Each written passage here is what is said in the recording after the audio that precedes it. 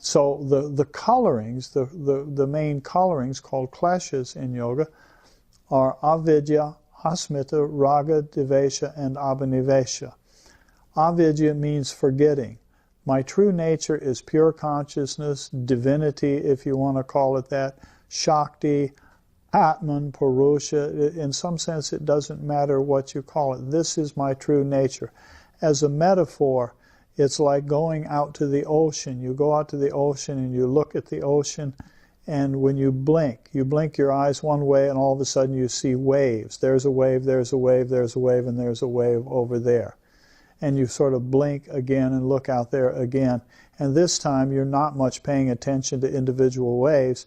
Now you see the whole ocean. You say, what a beautiful ocean.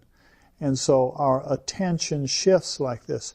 So what are we trying to do in meditation? We're attempting to sit there and quietly be aware only of one thing, the pure consciousness that is the subtlest, deepest level of who I truly am, that is beyond or prior to forgetting that I'm the ocean, and prior to the emerging out of an ego that can then have attractions and aversions and fears.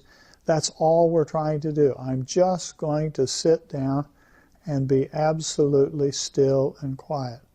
My body is going to be still, my breath is going to be smooth, and I'm going to allow thoughts in my mind to come and go, and I'm not going to mess with them. They're not going to disturb me. I'm not going to be disturbed by any of them. And if I do this well enough, then I can just sit here and just be quiet. And this is that word nirodha, yogaschita vritti nirodha.